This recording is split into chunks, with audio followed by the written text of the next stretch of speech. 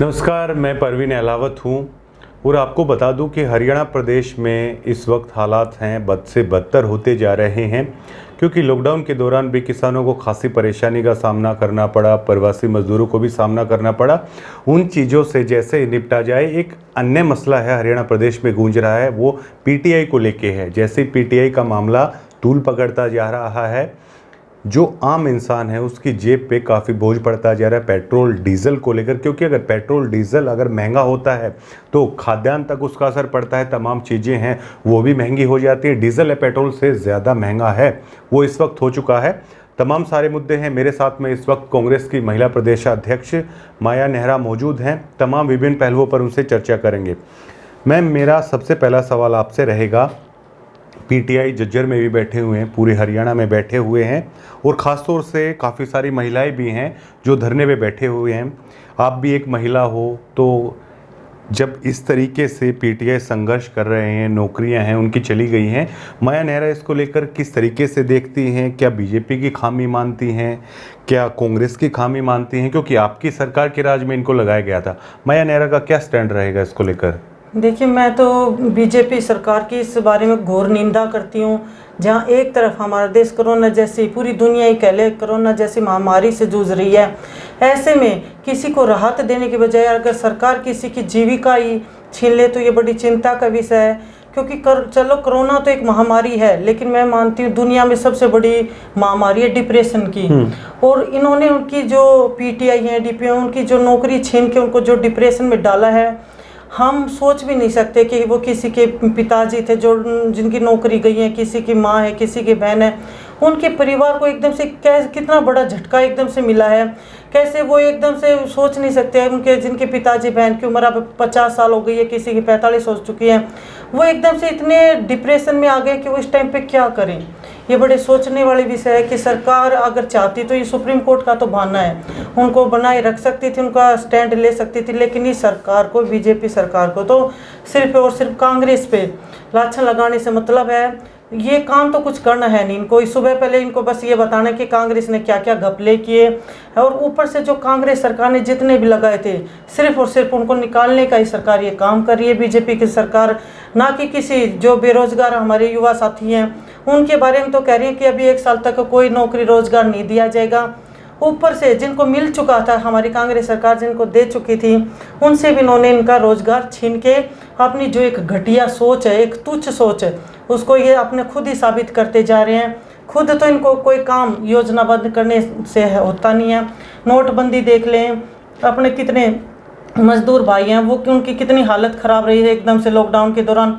तो ये अच्छा होगा अगर दूसरी सरकार ने जितने लगाए उनको निकालने की बजाय खुद की एक रणनीति योजना बनाए कि भी कैसे एक देश में संतुलन कैसे बनाने हैं, कैसे योजना के अकॉर्डिंग काम करना है। तो ये सरकार की मैं तो इसको घोर निंदा कर रही हूँ। ये सरकार बस दिखावे की सरकार है, इसका एडवर्टीजमेंट की सरकार है, सुनहरे सपने दिखाने की सरकार है। अब आपने देखा कि कितने लाख करोड़ रुपए का आवंटन इन्होंने किया, पर किसी के हाथ में कुछ नहीं आया। तो ये सबको अब दिखाई दे रहा, स्थिति अब स्पष्ट होती जा रही है। और हमारे हुड्डा साहब, आदरणीय भूपेंद्र सिंह हुड्डा जी ने कहा है कि हमसे जो भी बन सकेगा इन पीटीआई भाई बहनों के लिए हम विधानसभा में भी इसकी पूरी आवाज़ उठाएंगे। देखिए, आपकी पार्टी के 4 विधायक हैं, वो भी धरने पे गए, उन टीचरों से बात की, जाहिर तौर पर आपने भी उनसे बात की होगी। तो मेरा ये आपसे पूछना है कि इससे आगे का रास्ता क्या निकलेगा? कांग्रेस पार्टी इसको लेकर क्या विधानसभा में संघर्ष करेगी? क्या इस मुद्दे को लेकर कांग्रेस पार्टी सरकार को घेरने की कोशिश करेगी? क्या कांग्रेस की रूपरेखा क्या होगी? क्या आप लोगों का मंथन चल रहा है इस मुद्दे को लेकर आगे? देखिए, जिस तरह सरकार ने जो इनको ये निकाल के सुप्रीम कोर्ट का बहाना लेके जो और आप तो खुद एक लॉयर हो, आप तो इस मामले को बारीकी से समझ सकती हैं कि सुप्रीम कोर्ट ने इनको निकाला है, इसलिए आपका पॉइंट ऑफ व्यू है काफी मायने रखता है। जी बिल्कुल, एक तरफ से हमारे आदरणीय प्रधानमंत्री जी मन की बात सबसे करते हैं।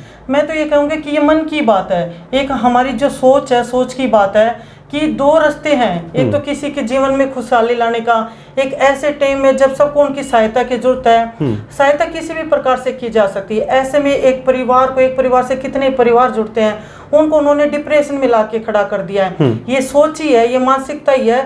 और ये इतनी छोटी सोच है, इस छोटी सोच के कारण ही आज हर किसी के जहन में इतने सवाल उठ रहे हैं बीजेपी सरकार को लेके कि आखिरकार उन्होंने कितनी सरकार से उम्मीदें देखी थी और इस सरकार ने बदले में उन्हें क्या दिया है। रही हमारी कांग्रेस सरकार की, 60 साल से हमारी कांग्रेस सरकार के सभी कार्यकाल देखते आ रहे हैं। हमारी कांग्रेस सरकार ने हमेशा अपना बेस्ट देने की कोशिश की है, कभी किसी को नौकरी पर से आई थिंक निकाला नहीं है, सभी को नौकरी कुछ ना कुछ चाहे कैसा भी रोजगार देने के लिए प्रयास किए हैं। और अब भी विधानसभा में हमारे जितने भी विधायक हैं वो कोशिश करेंगे कि पूरा जोर शोर से इन भाइयों को, इनको वापस इनकी बहाली करवाई जाए और इनको किसी भी प्रकार की कोई समस्या नहीं आए, पूरी रणनीति के साथ ही काम किए जाएंगे। देखिए मैम, अगर मैं आपसे पूछना चाहूँ एज ए लॉयर, एक राजनीतिक पार्टी से हटके, क्योंकि अगर धरने पे राजनेता जाते हैं, देखो कहीं ना कहीं राजनीति बयानबाजी करनी होती है, बयान देने पड़ते हैं, लेकिन एज ए लॉयर मैं आपसे जानना चाहूँगा कि क्या अगर सुप्रीम कोर्ट अगर इस तरह के फैसले दे देती है, उसके बाद क्या कानून के रूप से क्या सरकार के पास कोई ऑप्शन रह जाता है कि क्या कोई बीच का रास्ता है, कानूनी प्रक्रिया के थ्रू क्या कोई रास्ता निकाला जा सकता है, नहीं निकाला जा सकता है, क्या सोचते हैं आप? देखो, सरकार के पास बिल्कुल रास्ते थे, पहले भी थे, अब भी हैं सरकार के पास।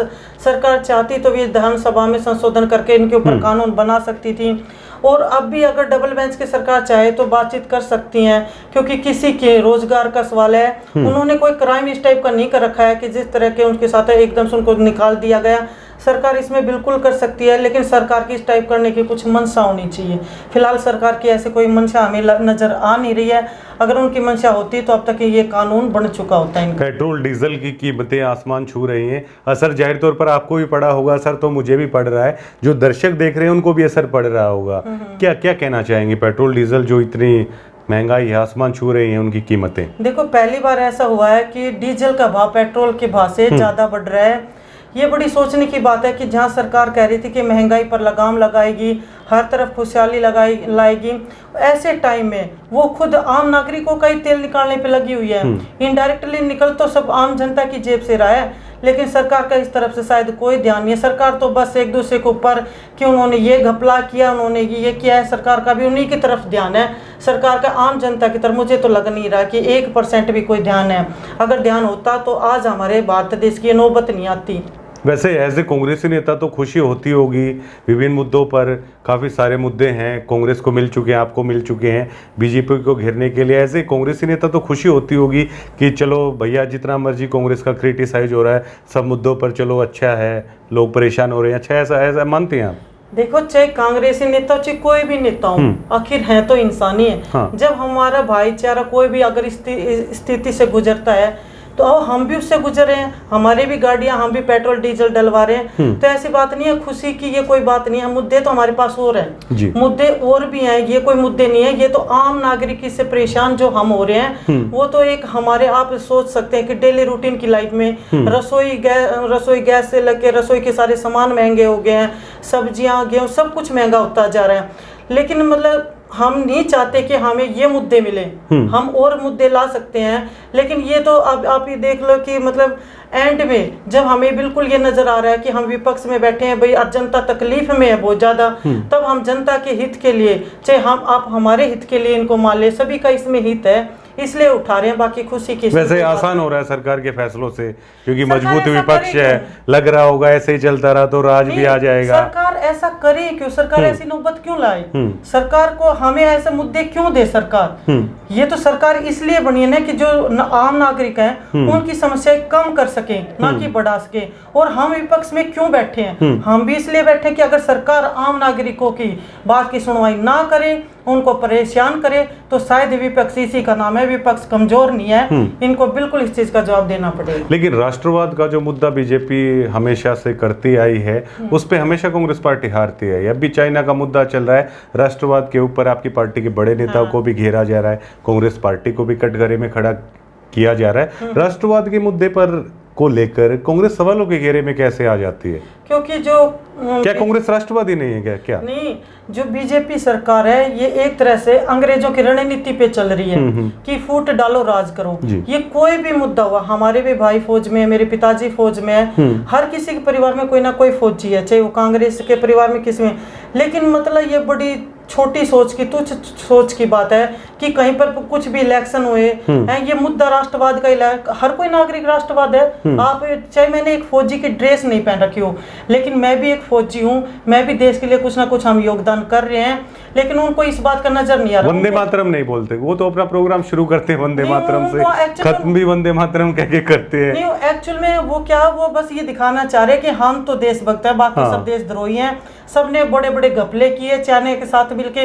उनसे पूछे कि आप भी तो बुला रहे हैं, आप भी दूसरे दिन इनवाइट कर रहे हैं, इतने इतने करोड़ पैसे खर्च कर रहे हैं, आप भी तो उनके पास जा रहे हैं, तो आप क्या बातें करके आ रहे हैं? आपका घपला और 5 साल के बाद निकालेंगे। घपला आपने बहुत ज्यादा हमारे ऊपर तो आज तक ये साबित नहीं कर पा रहे हैं। ये तो एक जनता का ध्यान डाइवर्ट कर रहे हैं कि भी इन्होंने ये कर दिया, ये देखो, बाकी ऐसा कोई है नहीं। क्या बिजली की समस्या काफ़ी चल रही है, किसानों के ट्यूबवेल कनेक्शन को लेकर भी समस्या काफ़ी चल रही है, क्योंकि शहर भर में गांव के तो हालात उससे ही बुरे होंगे, शहर में बिजली की काफ़ी समस्या है। इसको लेकर इतने सारे मुद्दे हैं, क्या कांग्रेस प्रोटेस्ट करेगी, कब करेगी? क्या कोरोना के कारण नहीं कर पा रहे हैं? क्या क्या होगा इन सब मुद्दों का? देखो, जो सरकार है एक्चुअल में अकेले बिजली नहीं, किसान, दुकानदार, व्यापारी, इवन बच्चे, हर कोई परेशान है। जितने भी व्यवसायी हैं, जितने भी डिपार्टमेंट है, हर कोई परेशान है। इन्होंने यह मुद्दा हमारे पीछे भी था कि इन्होंने इन सबको डायरेक्ट सहायता देनी चाहिए थी, ना कि लोन देकर सब्सिडी देनी चाहिए थी, तब तो कोई राहत की बात नजर आती, बिजली के बिल माफ किए जाते हैं। लेकिन ये चीजें तो इनको ये तो पता नहीं कहाँ पे पैसे बांट रहे हैं, ये तो पता नहीं बांट भी दिए, कहाँ पे बांट दी, इनका कुछ पता ही नहीं चला। इन्होंने जितने घपले किए हैं, जल्दी इनके घपलों का पर्दाफाश होगा। और मैं तो ये सोचती हूँ कि इन्होंने आम नागरिक की पहुँच तक पहुँचना चाहिए था, और सभी को इस महामारी में एक तरफ से को योगदान सबके उसमें बीजेपी तो ईमानदार सरकार कहती है, आप कह रहे हैं कि घोटाला करते हैं, ईमानदार मुख्यमंत्री बताते हैं खट्टर साहब को, कांग्रेस घोटाले की बात करती है, तो क्या ईमानदार हैं, घोटालेबाज हैं? हर कोई अपने आप को ईमानदार बताएगा, बताना भी चाहिए। लेकिन जनता भी अब मूर्ख नहीं रही है। जनता पढ़ी लिखी समझदार हो गई है, जनता डेली टीवी देख रही है, जनता की समझ में आ रहा है। अब चलो उन्होंने सरकार को बना दिया, जैसे तैसे उनसे गलती हो गई, लेकिन अब उस गलती की सजा भुगत रहे हैं। अब इलेक्शन जब आएंगे तब उनका रिजल्ट देखना, उनको पता चलेगा कि कितनी ईमानदार सरकार है, वो तो अब रिजल्ट बताएंगे। जी चलिए, हमारे चैनल के माध्यम से कांग्रेस नेता होने के नाते इन तमाम मुद्दों पर जो जनता परेशान है, माया नेहरा उन्हें क्या भरोसा दिलाना चाहेंगी? क्या कांग्रेस पार्टी निजात दिलाएगी? क्या कांग्रेस पार्टी उनके हकों की लड़ाई लड़ेगी? क्या करेगी कांग्रेस पार्टी, क्या कहना चाहेंगे? देखो, हम अब हैं विपक्ष में, सबको पता है भाई विपक्ष में हमारी जो भूमिका है वो आम नागरिकों की आवाज उठाना है, और इसके लिए हम हमेशा प्रयास कर रहे हैं और करेंगे कि जितने भी आम नागरिक की समस्याएं हैं, हम उनके ऊपर इस तरह के बोझ ना पड़ने दें।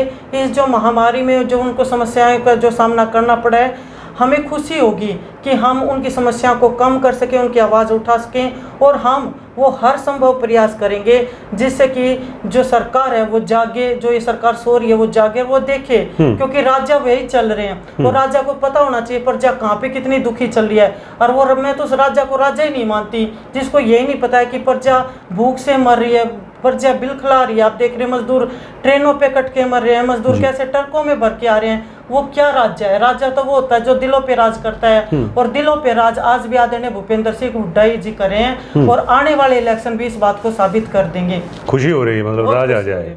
जी बहुत बहुत शुक्रिया।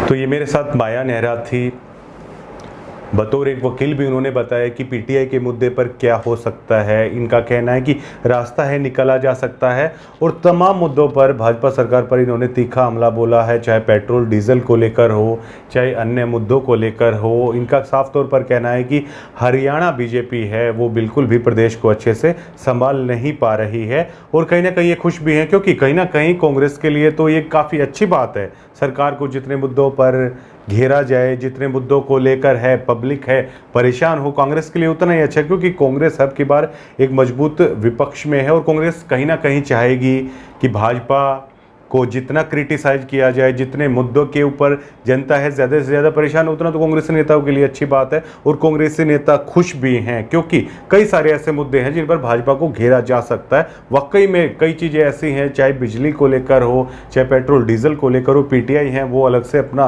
रोष प्रदर्शन है लगातार है वो पूरी तरह से चलाए हुए हैं। शुक्रिया।